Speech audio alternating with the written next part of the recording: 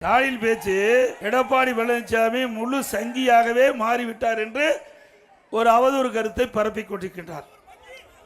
திரு ஸ்டாலின் அவர்களே, தோல்வி பயத்தால் காங்கிரஸ் காலை பிடித்து கெஞ்சி கூத்தாடி கூட்டணி வச்சிருக்கிறீங்க, அப்படித்தானே? இன்றைக்கு உங்களுடைய அப்பா திரு கருணாநிதி அவர்கள் சங்கியா வச்சுக்கிறாரா? இது யாரோட இருக்கிறாரு? யாரோட இருக்காருங்க? திரு வாஜ்பாயோட தானே இருக்கிறாரு. திரு மாமா திரு முரசொலி மாறன் அவர் யாரோட இருக்காரு? அப்ப திரு கருணாநிதி அவர்கள் சங்கியா? முரசொலி மாறன் சங்கியா? அவர் ஒத்துக்கிறார், ஸ்டாலின் ஒத்துக்கிறார். அது மட்டும் இல்ல, அண்மையில் காங்கிரசுக்கும் திமுகவும் கூட்டணி பிரச்சனை. அது குறித்து டெல்லிக்கு திருமதி கனிமொழி அவர்கள் அங்கே சென்று காங்கிரஸ் கட்சி தலைவரை பார்த்துட்டு பேசிட்டு வந்தார். அப்படின்னா திரு ஸ்டாலினுடைய சகோதரி திருமதி கனிமொழி அவர்கள் சங்கியா? ஸ்டாலின் அவர்களே, உங்களை பதவிக்கு தக்கவாறு பேசி பழகுங்கள். இல்லாவிட்டால் எங்க தொண்டன் பேச ஆரம்பித்து விட்டால் உங்கள் செவி கிழிந்து விடும். கண்டுபிடிச்சிருக்காரு ஸ்டாலின், இபிஎஸ் கையில் ரத்தக்கரை படித்துள்ளது கண்டுபிடிச்சிட்டு வந்திருக்காரு. பாவம், என் கை சுத்தமா இருக்கு, நீங்களே சாட்சி. ஆனா ஸ்டாலின் 5 ஆண்டு கால திராவிட முன்னேற்ற கழக ஆட்சியில, அந்த 5 ஆண்டு திராவிட முன்னேற்ற கழக ஆட்சியில 18,000 குழந்தைகள் பாலியல் சீண்டலுக்கு உட்படுத்தப்பட்டிருக்குது. 18,000 குழந்தைகள் இன்றைக்கு நீதிமன்றத்தின் மூலமாக வழக்கு நடைபெற்று கிட்டத்தட்ட 6,000 பேருக்கு போக்சோ வழக்கின் மூலமாக நிவாரணம் வழங்கப்பட்டதாக நீதிமன்றத்திலும் வழங்கப்பட்டிருக்கின்றது. அது மட்டுமல்ல, சமூகத்துறை அமைச்சர், திராவிட முன்னேற்ற கழகத்தில் இருக்கின்ற சமூகத்துறை அமைச்சர் தூத்துக்குடி நிகழ்ச்சியில் பேசுகின்ற பொழுது, திராவிட முன்னேற்ற கழக ஆட்சியில் 6,999 போக்சோ வழக்குகள் பதிவு செய்யப்பட்டிருக்குது. 84 கோடி நிவாரணம் வழங்கப்பட்டிருக்கிறது. போக்சோ வழக்குனா சிறுமிகள், பெண் சிறுமிகள், அந்த குழந்தைகள் பாலியல் சீண்டலுக்கு உட்பட்டா அதுதான் போக்சோ வழக்கு பதிவு செய்ய முடியும். ஒரு ஆட்சியில் ஒரு அமைச்சர் கொடுத்த வாக்கு மூலம் 6,999 சிறுமிகள் பாதிக்கப்பட்டிருக்குன்னா அப்ப என்ன? ஸ்டாலின் அப்பப்போ பேசுறார், என்னை அப்பா அப்பா என்று அழைக்கின்ற பொழுது மகிழ்ச்சியா இருக்குன்னு சொன்னார். திரு ஸ்டாலின் அவர்களே, சுமார் 18,000 குழந்தைகள் பாலியல் சீண்டலுக்கு உட்படுகின்ற பொழுது, அது கதறுகின்ற பொழுது, அப்பா அப்பா என்று கதறுகின்ற பொழுது உங்கள் செவிக்கு எட்டவில்லையா? ஆக உங்களுடைய ஆட்சி நிர்வாகம் எப்படி இருக்குது என்பதை எண்ணி பார்க்க வேண்டும். இன்னைக்கு சிறுமிகளுக்கு பாதுகாப்பு இல்ல, பெண்களுக்கு பாதுகாப்பு இல்ல, வயது வந்த தாய்மார்களுக்கு பாதுகாப்பு இல்லாத ஒரு ஆட்சி திமுக ஆட்சி. எங்களை பற்றி பேசுவதற்கு அருகதை கிடையாது. தகுதி இருக்குதா? சட்டத்தின் ஆட்சி அண்ணா திமுகவில் நடைபெற்றது. உங்களுடைய ஆட்சியில் சட்ட சந்தி சிரித்துக் கொண்டிருக்கிறது. சட்டம் அடியோடு சீரழிந்து விட்டது தமிழகத்திலே. வேண்டுமென்றே திட்டமிட்ட அவதூறு பிரச்சாரத்தை மேலும் தொடர்ந்தால் அதற்கு எங்களுடைய தொண்டர்களே தகுந்த பதிலடி கொடுப்பார்கள். ஸ்டாலின் அவர்களே, திரு ஸ்டாலின் அவர்களே, தமிழகத்தில் இன்றைக்கு எல்லா பகுதியிலும் கிராமத்திலிருந்து நகர வரை இந்த கஞ்சா அமோகமாக விற்பனை நடக்கிறது. இதை தடுத்து நிறுத்துங்கள் என்று பல முறை சட்டமன்றத்தில் பேசினோம். எங்களுடைய சட்டமன்ற உறுப்பினர்கள் பேசினார்கள், பொதுக்கூட்டத்தில் பேசினோம், ஊடகத்தின் வாயிலாக வெளிப்படுத்தினோம், பத்திரிகையின் வாயிலாக வெளிப்படுத்தினோம். ஆனா ஸ்டாலின் அவர்கள் செவி சாய்க்கல, அதற்கு எந்த நடவடிக்கை எடுக்கல. இன்றைக்கு போதை பொருள் நிறைந்த மாநிலமா தமிழ்நாடு காட்சி அளித்துக் கொண்டிருக்கிறது. இதற்கு முழுக்க காரணம் இன்றைக்கு தலைமை தாங்கி நடத்தி கொண்டிருக்கிற முதலமைச்சர் ஸ்டாலின் தான் பொறுப்பேற்க வேண்டும். உண்மைதானே? நாங்கள் சொல்லுகின்ற பொழுது இந்த போதை பொருள் நடமாட்டத்தை தடுத்து நிறுத்தி இருந்தால் இன்றைக்கு இதை தவிர்த்திருக்கலாம். இந்த போதை ஆசாமிகளால் தான் அங்கங்க கொலை, கொல்ல, திருட்டு, வழிப்பறிவு, பாலியல் கொடுமை நடக்கின்ற சம்பவம் இந்த போதை ஆசாமிகளால். ஆக அண்ணா திமுக ஆட்சிக்கு வந்தா 3 மாதத்தில் நிச்சயமா உங்கள் துணையோடு அண்ணா திமுக ஆட்சி அமைப்பது உறுதி. ஆட்சி அமைத்து 3 மாதத்தில் தமிழகத்தில் போதைப் பொருள் அறவாக ஒழிக்கப்படும். போதைப் பொருள் இல்லாத மாநிலமாக தமிழகம் உருவாகும். அதிமுக ஆட்சி இருக்கின்ற வரை தமிழகத்திலே போதை நடமாட்டத்தை முழுமையாக கட்டுப்படுத்தி வைத்திருந்தோம்.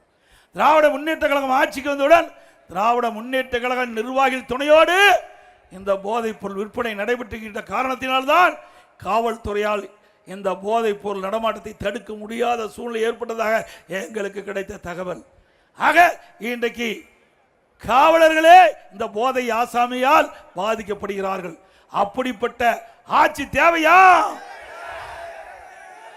வெள்ளையரி கேட்டா இது வரைக்கும் அந்த வெள்ளையரிக்கு இதுக்கு பதிலே கிடையாது. இப்படி மக்களை ஏமாற்றி தினந்தோறும் விளம்பரம், ஒரு நாளைக்கு 4 கோடி செலவாகுதுங்க. விளம்பரத்துக்கு மட்டும் 4 கோடி.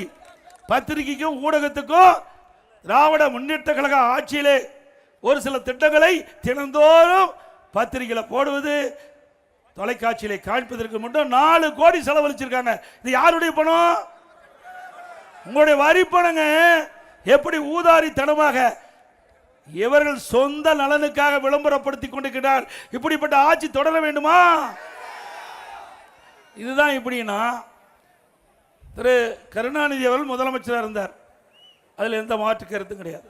அவருக்கு அங்க மெரினா கடற்கரையில் நினைவு மன்றம் கட்டினார். ரைட், கட்ட வேண்டியதுதான், அதில் தப்பு இல்லை. ஆனால் அவருக்கு எழுதாத பேனாவை நடுக்கடலில் கொண்டு வைக்கிறார். யாருடைய பணம்? உங்களுடைய வரி பணங்க. எழுதாத பேனாவை திரு கருணாநிதியுடைய நினைவிடத்திற்கு முன்னாலே ஒரு 2 கோடியில் வைக்கல, அதுக்கு 84 கோடி செலவழித்து போய் நடுக்கடலில் வைக்கிறாங்க. திரு கருணாநிதியுடைய குடும்பத்திற்கு 8000 கோடி டெஸ்ட் பணம் இருக்குது. 8000 கோடி இருக்குதுங்க. 1000 2000 8000 கோடி ட்ரஸ்டில் பணம் இருக்குது. அந்த பணத்தில் எடுத்து நீங்க எழுதாத பணம் நடுக்கடலில் வைங்க, இல்லது அங்க ஒரு கோபுரமா கட்டி அது கூட வைங்க. யார் வேண்டாங்கிறா?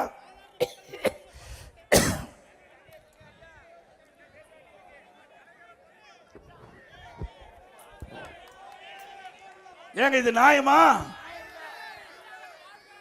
யாருடைய பணத்தை எடுத்து யாருக்கு செலவு செய்யறது? ஒரு ஆக்கப்பூர்வமான திட்டத்துக்கு கொடுங்க, இல்ல அரசு பள்ளியில் படிக்கிற மாணவர்களுக்கு எழுதுற பேனாவை கொடுங்க, மாணவர்கள் வரவேற்பாங்க. அதை விட்டுட்டு ஊதாரித்தனமா செலவு பண்ணுறது எப்படி ஏற்றுக்கொள்ள முடியும்? அப்பா இப்படின்னா, அப்பா ஸ்டாலின் இப்படின்னா, மகன் கார் பந்தயம் நடத்துறார். பல 100 கோடி ரூபாய் செலவழிச்சு சென்னை மாநகரத்தில் கார் பந்தயம் நடத்துறார். இது தேவைங்களா? நம்முடைய மக்கள் காலுக்கு செருப்பு இல்லாமல் இருக்கின்ற மக்கள் பல பேர் இருக்கிறாங்க. ஏங்க இதையெல்லாம் இவர்களுக்கு தெரியாது. ஏன்னா செல்வ செழிப்பில் வாழ்ந்தவர்கள்.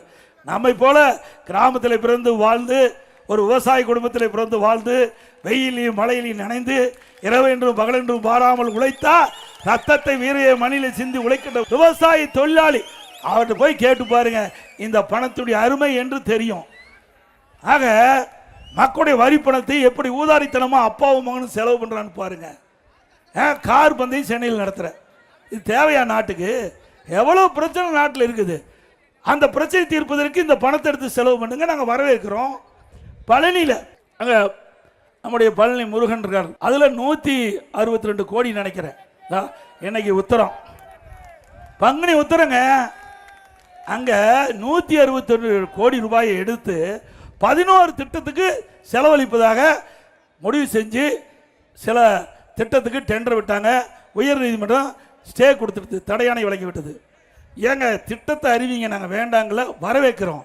அதே நேரத்தில் அரசு பணத்தை எடுத்து செலவு செய்யலாம்ல. எதுக்கு அறநிலைத்துறைக்கு சம்பந்தப்பட்ட கோயில் சொந்தமான பணத்தை எடுத்து நீங்க செலவு செய்யறீங்க? பக்தர்கள் காணிக்க கொடுப்பது எதற்கு? அந்த கோயிலுடைய பராமரிப்பு செலவுக்காக பக்தர்கள் காணிக்கையா ஒண்டியில போடுறாங்க. அந்த பணத்தை எடுத்து 11 திட்டத்தை அறிவிச்சு அதுல கமிஷன் பெறாங்க. இப்படி வெக்கங்கட்ட ஆட்சி நாட்டுக்கு தேவையா? கோயில் பணத்தை கூட விட்டு வைக்க மாட்டாங்க. முருகன் பார்த்தா சரி, முருகன் ஆண்டவன் இங்கே இருக்கிறார் பார், நான் தெய்வ பக்தி உள்ளவன், அந்த தெய்வமே இந்த ஆட்சி கேட்டா சரி. அப்புறம் கோயில் நகை, கோயில் நகைகள் பல ஆண்டுகளா பல ஆட்சி தமிழகத்தில் நடந்திருக்குது. காங்கிரஸ் ஆட்சி, திமுக ஆட்சி, அண்ணா திமுக ஆட்சி என்று பல ஆண்டுகள் தமிழகத்தில் ஆட்சி புரிஞ்சிருக்காங்க. அப்பெல்லாம் கோயில் நகை யாரும் தொடல. ஏன் திமுக ஆட்சியில் கூட கோயில் நகையில் பெரும்பாலும் தொடல. ஆனால் இப்போ இருக்கிற ஸ்டாலின் இருக்கிற அரசாங்கம் அறநிலையத்துக்கு சொந்தமான அந்த கோயில் நகையெல்லாம் உருக்கிட்டாங்க. எந்த அடிப்படையில் உருக்கினீங்க? அங்கங்க ஒரு குழு போட்டு அங்க இருக்கின்ற பகுதி மக்களை எல்லாம் வரவழைச்சு அந்த கோயிலில் என்னென்ன நகை இருக்குது சுட்டி காட்டி அதை வீடியோ கவரேஜ் பண்ணி அதை செயல்படுத்தி இருந்தா கூட பரவாயில்ல. யாருக்குமே தெரியாம அது எவ்வளவு நகை இருந்தது, எவ்வளவு உருக்குனாங்க, எவ்வளவு ஆட்டை போட்டாங்கன்னே தெரியல. ஸ்டாலின் அவர்களே, ஆண்டவன் தான் உங்களை கேட்பார். ஆண்டவன் சொத்தை அபகரித்தால், ஆண்டவன் சொத்தை அபகரித்தால் அந்த ஆண்டவன் உங்களுக்கு தக்க தண்டனை வழங்குவார். உண்மைதானே? திமுக ஆட்சியில் ஒரு அறிவிப்பு வெளியிட்டாங்க. அந்த அறிவிப்புல 5 சவரனுக்கு குறைவாக கூட்டுறவு சங்கத்திலே அவர்கள் அதை வைத்து பணத்தை பெற்றுக்கொள்ளலாம், அவர்கள் அனைவருக்கும் தள்ளுபடி செய்யப்படும் என்று சொன்னாங்க. சொன்னாங்களா இல்லையா? நம்முடைய ஆட்கள் என்ன நினைச்சாங்கன்னா, ஒரு செயினை எடுத்து 3 வெட்டி ஒரே குடும்பத்தில் 3 பேர் மேல கூட்டுறவு சங்கத்தில் வச்சு பணத்தை வாங்கி செலவழிச்சிட்டாங்க. வழிவிடுப்பா, வழிவிட்டுருங்க, போயிட்டு போகுது. கொஞ்சம் வழிவிட்டுருங்க தம்பி, வழிவிட்டுருங்க, கொஞ்சம் வழிவிட்டுருங்க தம்பி, வழிவிட்டுருங்க. ஆம்புலன்ஸுக்கு வழிவிட்டுருங்கப்பா. ஏய், வழிவிட்டு தம்பி, நிறுத்தாத, போகட்டும், போங்க போங்க, கொஞ்சம் வழியிடுங்க, போகட்டும்.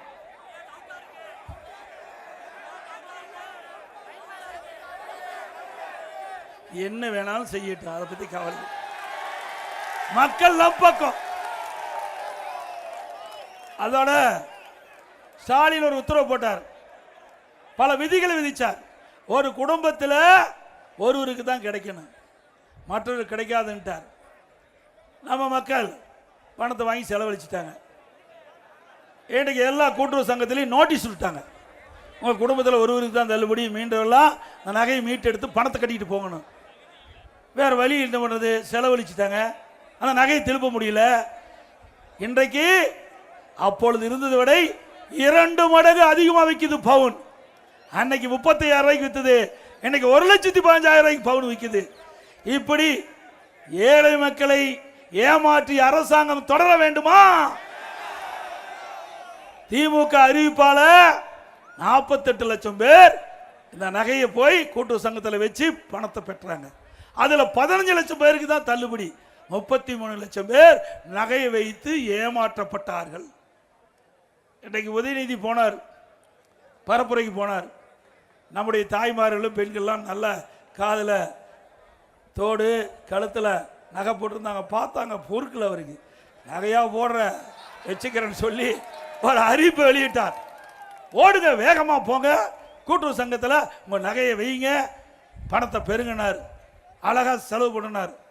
நம்முடைய தாய்மார்களும் பெண்களும் அவருடைய பேச்சை கேட்டுக்கிட்டு ஓடோடி போய் அங்கங்கே இருக்கின்ற கூட்டுறவு சங்கத்தில் தாங்க அணிந்திருந்த நகையும் தோடெல்லாம் கழட்டி அதில் பணத்தை வாங்கி செலவழிச்ச பிறகு தான் தெரியுது தன்னுடைய நகையெல்லாம் போய்விட்டது. இன்றைக்கு அந்த பவுன் 3 மடங்கு விலை அதிகரிச்சிட்டது. இப்படி ஏமாற்றப்பட்ட அரசாங்கம் தொடர வேண்டுமா? திரு ஸ்டாலின் அவர்களே, 2021 அண்ணா திமுக கட்சி தான் முதல்ல தேர்தல் அறிவிப்பை வெளியிட்டோம். அதற்கு பிறகு அரை மணி நேரம் கழிச்சு தான் திமுக தேர்தல் அறிவிப்பை வெளியே வந்தது. அப்பொழுது எல்லா குடும்ப அட்டையில் இருக்கின்ற குடும்ப தலைவிக்கு மாதந்தோறும் 1500 ரூபாய் கொடுக்கணும் நாங்கள் அறிவிச்சோம். நீங்க 1000 ரூபாய் தான் கொடுக்கணும். 2021 சட்டமன்ற பொது தேர்தலில் அங்க நடக்கும்போதே அப்பொழுதே அண்ணா திமுக சார்பா தேர்தல் அறிவிப்பில் வந்ததா. இப்பொழுது நாங்கள் கூடுதலாக 500 ரூபாய் சேர்த்து எல்லா குடும்ப அட்டையில் இருக்கின்ற குடும்ப தலைவி வங்கிக்கு 2000 வழங்கப்படும் அறிவிச்சிருக்கிறோம். நாங்கள் ஒன்றும் காப்பி அடிக்கல. நாம ஏற்கனவே ஒரு வாரத்துக்கு முன்பாகவே நம்முடைய தேர்தல் அறிக்கையை வெளியிட்டோம். இப்போ நம்ம அறிக்கையை பார்த்து காப்பி அடிச்சு தான் ஸ்டாலின் இந்த அறிவிப்பை வெளியிட்டிருக்கார். திமுக சார்பாக அண்ணா திமுக தேர்தல் அறிக்கை காப்பி அடித்து வெளியிட்டு தான் திமுக என்பதை நேரத்தில் சுட்டிக்காட்டி வருகின்ற சட்டமன்ற பொது தேர்தலில் நம்முடைய வெற்றி வேட்பாளர் அறிவிச்சார் செந்தில்நாதன் அவர்களுக்கு இரட்டை சின்னத்திலே வாக்களித்து வெற்றி பெற செய்யுங்கள். பாரதிய ஜனதா கட்சி சார்பாக போட்டியிடுவர்களுக்கு தாமரை சின்னத்திலே வாக்களித்து வெற்றி பெற செய்யுங்கள். அதே போல அம்மா மக்கள் முன்னேற்ற கழகத்தின் சார்பாக போட்டியிடுகின்ற அருமை சகோதரர் திரு தேர்வோகி வி பாண்டி அவர்களுக்கு குக்கர் சின்னத்திலே வாக்களித்து வெற்றி பெற செய்யுங்கள். மக்களை காப்போம், தமிழகத்தை மீட்போம். மக்களை, தமிழகத்தை, மக்களை, தமிழகத்தை, மக்களை, தமிழகத்தை. ஸ்டாலின் மாடல் அரசு, ஃபெயிலியர் மாடல் அரசு. Bye bye Stalin.